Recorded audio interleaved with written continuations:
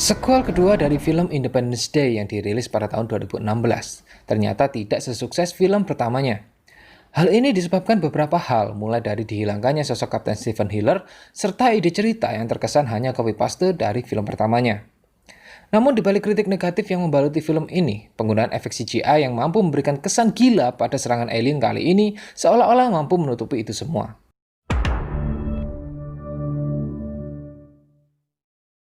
Bersetting pada 20 tahun setelah pertempuran dengan alien pada film pertamanya, kita diperlihatkan dengan kemajuan teknologi umat manusia yang berhasil memanfaatkan puing-puing kapal alien yang tertinggal di bumi. Bahkan kini bumi memiliki beberapa stasiun pertahanan luar angkasa yang salah satunya didirikan di bulan. Sebagai basis pertahanan awal untuk mendeteksi hal-hal yang dikhawatirkan akan mengancam bumi. Di film ini kita juga diperkenalkan dengan sosok Dylan yang kini sudah tumbuh dewasa dan berhasil mengikuti jejak ayahnya sebagai pilot yang handal. Sedangkan ayahnya Dylan yaitu Kapten Steven Hiller dalam film ini diceritakan telah meninggal saat melakukan uji coba sebuah pesawat. Sementara itu kursi kepresidenan saat ini dijabat oleh presiden wanita bernama Lanford. Dan diperlihatkan juga anak dari Presiden Whitmore yaitu Patricia yang kini juga telah tumbuh dewasa. Sedangkan mantan Presiden Whitmore sendiri kondisinya terlihat tidak baik. Dia sering mendapatkan penglihatan-penglihatan aneh yang kemudian dia gambar pada sebuah kertas.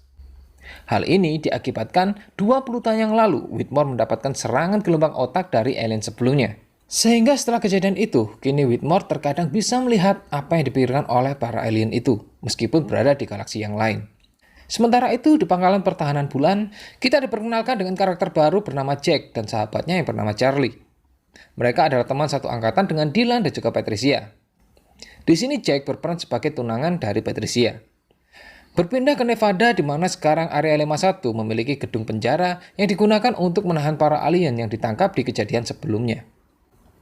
Dan saat ini, posisi jenderal militer tertinggi yang sebelumnya dijabat oleh William Gray sekarang digantikan oleh Joshua T. Adams. Dalam adegan ini terlihat bahwa para tahanan alien di penjara ini sedang bertingkah aneh tidak seperti biasanya. Di lain tempat, tepatnya di Afrika, David Levinson sedang mendatangi sebuah pesawat alien yang masih utuh, berada di wilayah kekuasaan pasukan pemberontak yang dipimpin oleh seseorang bernama Ubuntu.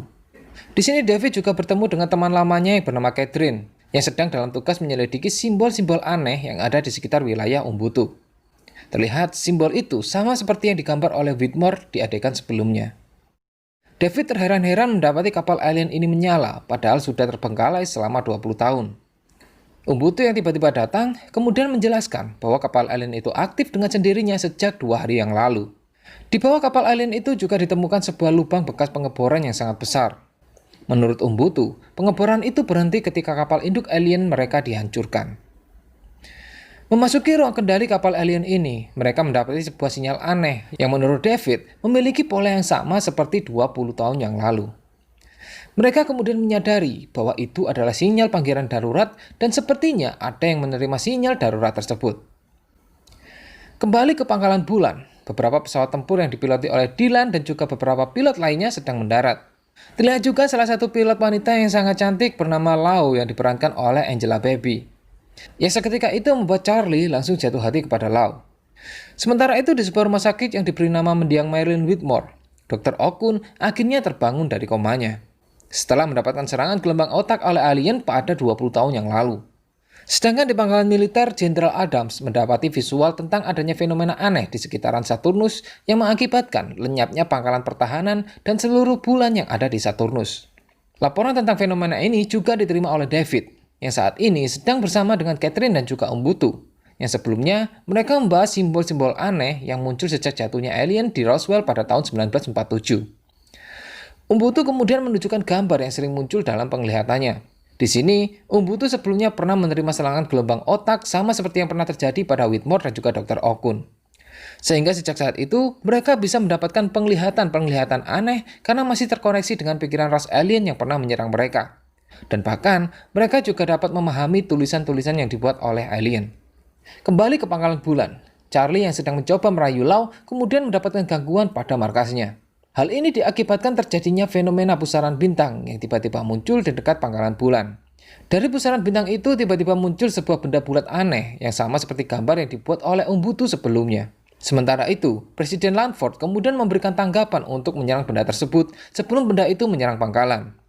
Namun David menahan dan meminta presiden untuk menunggu, karena bentuk dari benda ini sangat berbeda dengan bentuk kapal alien yang pernah menyerang bumi sebelumnya.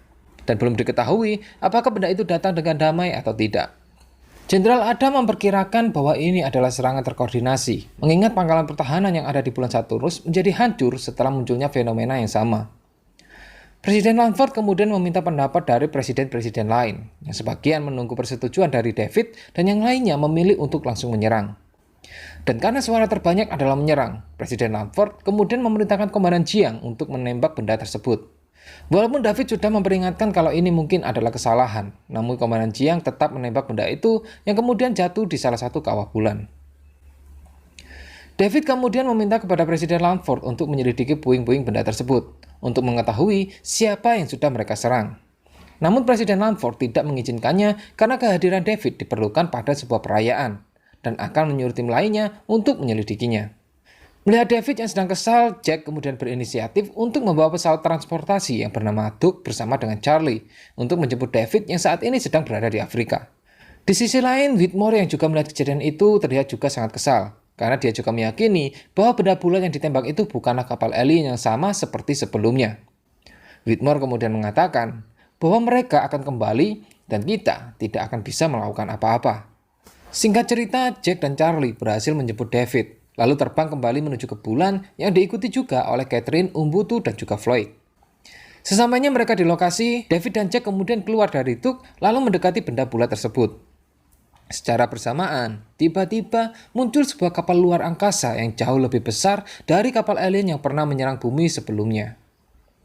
Kedatangan kapal alien raksasa tersebut mengakibatkan puing-puing sampah luar angkasa terdorong dan menghujani permukaan bulan. Charlie yang masih berada di dalam Duke bersama dengan Catherine, Floyd, dan Umbutu kemudian bergegas menjemput David dan Jack yang berada di luar Duke. Mereka juga berhasil mengangkut benda bulat itu lalu mencoba pergi dari kekacauan tersebut. Namun sayangnya, kapal alien raksasa itu ternyata bisa menciptakan medan gravitasinya sendiri, sehingga mengakibatkan Duke yang mereka kendarai menjadi hilang kendali lalu menempel pada kapal alien raksasa tersebut. Di pangkalan bulan, Komandan Jiang mulai memerintahkan untuk menembak kapal alien itu. Namun sayangnya tidak berhasil, karena kapal alien itu dilengkapi dengan perisai nano. Berikutnya, kapal alien raksasa itu pun membalas serangan, yang mengakibatkan pangkalan bulan menjadi hancur bersama dengan seluruh kru yang ada di dalamnya, termasuk Komandan Jiang. Sementara itu, Dylan bersama dengan pilot tempur lainnya akhirnya kembali ke bumi setelah tidak diberi izin untuk menyerang. Kapal alien itu kemudian terus bergerak menuju ke bumi dan akan memasuki atmosfer bumi dalam 22 menit. Jenderal Adams kemudian mengaktifkan senjata laser yang ada di orbit bumi. Namun sayangnya, senjata-senjata itu lebih dulu dihancurkan oleh kapal alien itu sebelum sempat menembak. Singkatnya, kapal alien itu akhirnya mulai memasuki atmosfer bumi. Medan gravitasi yang dibuat oleh kapal alien itu mengakibatkan lautan serta daratan menjadi terangkat dan hancur menjadi puing-puing. Hal mengerikan yang bahkan tidak pernah dibayangkan oleh manusia sebelumnya. Tidak lama setelah itu, kapal alien yang berukuran 1/5 bumi tersebut seperti ingin mendarat, dan medan gravitasi dari kapal alien tersebut tiba-tiba menghilang, yang mengakibatkan puing-puing yang terangkat sebelumnya kini berjatuhan dan menghujani kota-kota yang ada di bawahnya. Termasuk Duke yang ditumpangi Jack dan yang lainnya mulai terlepas dan bisa kembali dikendalikan dan akhirnya keluar dari area reruntuhan. Sementara itu, Dylan dengan pesawat tempurnya memanggil sebuah helikopter untuk menyelamatkan ibunya yaitu Jasmine Dubrow, yang saat ini bekerja sebagai dokter di sebuah rumah sakit. Namun sayangnya, Jasmine tidak sempat terselamatkan. Sedangkan di lautan, ayah David yaitu Julius Levinson yang sedang berada di atas kapal mulai terdorong oleh ombak tsunami yang diakibatkan pendaratan pesawat alien tersebut. Berpindah ke area 51 di mana Whitmore bertemu dengan Jenderal Adam dan juga dengan Dr. Okun. Mereka mendapati bahwa sikap para alien tersebut adalah sebuah perayaan. Whitmore kemudian pergi ke ruang isolasi lalu mengorbankan dirinya untuk dipakai sebagai alat komunikasi dengan salah satu alien. Menggunakan media Whitmore sebagai alat komunikasi, alien itu mengatakan bahwa dia telah datang. Dia adalah segalanya. Kemudian Catherine yang juga hadir mencoba menanyakan tentang simbol yang sedang dia selidiki kepada alien tersebut. Namun, alien itu terlihat seperti ketakutan setelah melihat simbol yang ditunjukkan oleh Catherine. Dan karena dirasa sudah cukup dan bisa membahayakan nyawa Whitmore, alien itu kemudian ditembak hingga mati. Di hangar area 51, Dr. Okun mulai mencoba membuka benda bulat yang dibawa oleh David dari bulan sebelumnya. Sedangkan David sedang bersama dengan Jenderal Adams mendiskusikan tentang visual inframerah yang ada di pesawat alien tersebut. Menurut dugaan David, yang dimaksud oleh alien tentang dia adalah segalanya, adalah ratu dari koloni alien tersebut, yang terlihat dalam visual inframerah dengan titik terbesar dan berada di pusat kapal alien tersebut. Sedangkan dari siaran langsung pesawat pengintai, terlihat kapal alien itu mulai melakukan pengeboran dengan sinar plasma. Dan kali ini, lubang yang dihasilkan 20 kali lebih besar daripada lubang yang ditemukan oleh David di Afrika. David kemudian menyadari bahwa kapal alien ini sepertinya sedang mengincar inti bumi. Yang berarti jika inti bumi menghilang, maka tidak akan ada lagi gravitasi. Planet bumi beserta isinya akan tersebar keluar angkasa. Dan itu adalah akhir bagi bumi. Melihat dari kejadian sebelumnya, di mana pengeboran yang ada di Afrika terhenti setelah pesawat induk mereka hancur, kemungkinan besar, jika membunuh ratu alien tersebut, maka semuanya akan berakhir. Segera Jenderal Adam memanggil semua pilot pesawat tempur untuk berkumpul. Singkat cerita, ratusan pesawat tempur yang dipimpin oleh Dylan mulai berangkat melakukan serangan. Beberapa pesawat membawa bom fusi nuklir dingin yang akan digunakan untuk menghancurkan ratu alien. Saat mendekati kapal alien, tiba-tiba pesawat tempur dihujani dengan tembakan plasma, yang mengakibatkan beberapa pesawat tempur mulai berjatuhan. Tidak cukup sampai di situ, alien itu juga mengerahkan kapal tempur mereka yang membuat para pilot pesawat tempur yang dipimpin oleh Dylan menjadi kewalahan. Jack kemudian melihat sebuah pintu masuk, lalu menyarankan untuk masuk ke dalam kapal alien ini melalui pintu tersebut. Setelah mendapatkan izin dari Jenderal Adams, Dylan kemudian memimpin Jack, Charlie, Lau, dan beberapa pilot lainnya untuk memasuki kapal alien ini. Setelah mereka berhasil masuk, ternyata tidak ada kapal alien tempur yang mengikuti mereka. Terlihat di dalam kapal alien tersebut seperti memiliki ekosistemnya sendiri. Setelah mendekati target, Dylan kemudian memerintahkan untuk membuka penutup bom. Namun tiba-tiba, sebuah ledakan elektromagnetik terjadi, yang mengakibatkan semua pesawat tempur mengalami gagal mesin, dan tidak bisa dikendalikan, lalu perlahan jatuh. Beberapa benda kecil aneh terlihat terbang mendekati pesawat-pesawat yang membawa bom, lalu menempel pada semua bom fusi nuklir dingin. Karena tidak ingin mati sia-sia, Dylan dan juga Jack meminta pusat komando untuk menghancurkan bomnya dari sana. Namun ketika bom itu diledakkan, tiba-tiba sebuah perisai nano muncul yang menyebabkan bom tidak bisa memperluas ledakan dan hanya menghancurkan pesawat yang membawanya. Setelah kejadian itu, sinyal mereka terputus dari pusat komando. Kapal alien itu kemudian melepaskan gelombang berwarna hijau yang mengakibatkan semua satelit bumi hancur. Hal ini menyebabkan pusat komando tidak bisa mendapatkan visual apapun. Sementara itu, beberapa pesawat tempur alien mulai menyerang tempat di mana Presiden Langford dan juga jajaran petinggi pemerintah lainnya berada. Penyerangan ini mengakibatkan semua yang ada di dalam bangunan itu meninggal, termasuk Presiden Langford. Dan berikutnya, Jenderal Adams ditunjuk sebagai presiden pengganti. Di sisi lain, Catherine yang mendapatkan tulisan yang dibuat oleh Dr. Okun dalam keadaan tidak sadar di ruangan sebelumnya, kemudian meminta Umbutu untuk menerjemahkan tulisan tersebut. Dari pemahaman Umbutu, didapati kalimat tentang perang intergalaksi, dan juga musuh yang harus dihancurkan sebelum mendekati bumi.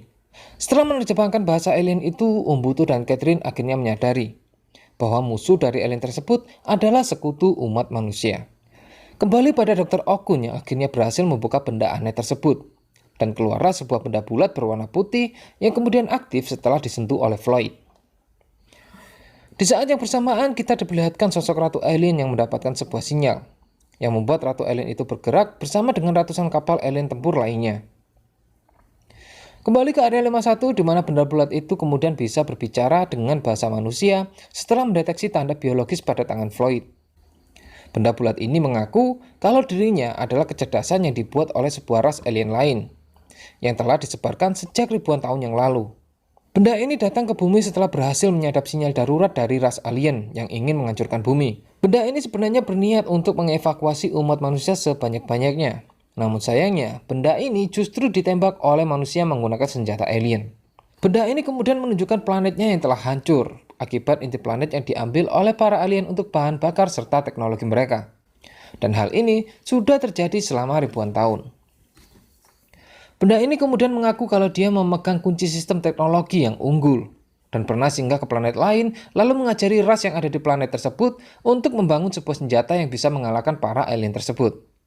Sehingga alien itu menganggap bahwa keberadaan benda ini sangat berbahaya dan menjadi ancaman bagi ras alien mereka. Sehingga alien itu mulai memburu benda ini untuk dihancurkan. Para alien itu bisa mendeteksi keberadaan benda ini setelah benda ini aktif. David dan Jenderal Adam pun menyadari bahwa mereka sudah terlambat. Benda itu kemudian mengatakan bahwa belum ada yang pernah bisa membunuh Ratu Alien. Dan andaikan saja Ratu Alien berhasil dibunuh oleh manusia, maka kapal aliennya akan meninggalkan bumi karena ditarik oleh ratu lainnya. Kemudian meminta agar dirinya dihancurkan saja sebelum Ratu Alien itu berhasil mencapai koordinat mereka. David kemudian mendapatkan sebuah ide untuk menjebak Ratu Alien. Benda bulat ini akan disimpan di ruang isolasi, sehingga radiasinya tidak dapat dideteksi, lalu membuat sinyal radiasi RF bola yang palsu ke dalam sebuah truk yang sudah dipasangi dengan bom fusi nuklir dingin, lalu memancingnya ke dataran garam dengan menggunakan pelindung nano untuk menghindari luasnya ledakan.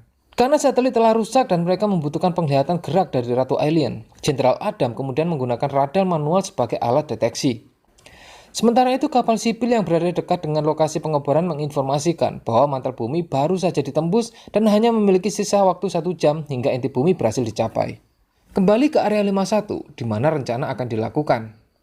Namun untuk memancing Ratu Alien tersebut, dibutuhkan seorang pilot yang mau mengorbankan diri. Dan datanglah Whitmore yang mengajukan diri menjadi sukarelawan.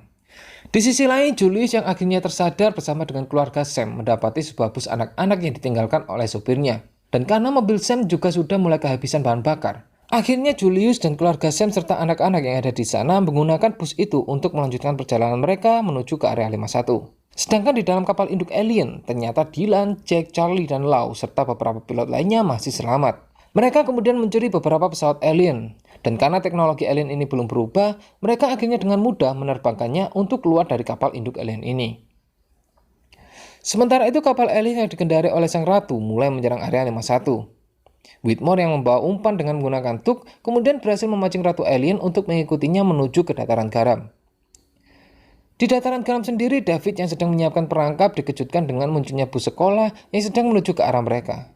Yang ternyata itu adalah rombongan dari Julius, ayahnya. Whitmore yang kemudian dibantu oleh Patricia akhirnya berhasil memasuki kapal alien tersebut dan meledakkan bomnya tepat di depan Ratu Alien. Namun sayangnya Ratu Alien itu masih hidup karena memiliki perisai nano sendiri di tubuhnya.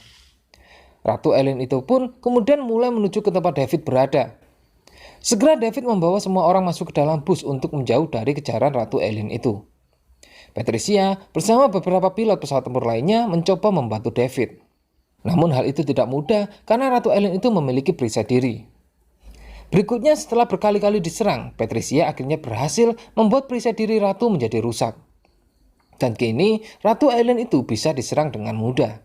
Namun Patricia yang lengah kemudian diserang oleh sang ratu yang mengakibatkan pesawatnya jatuh. Beruntung Patricia bisa melompat dan mendarat dengan selamat.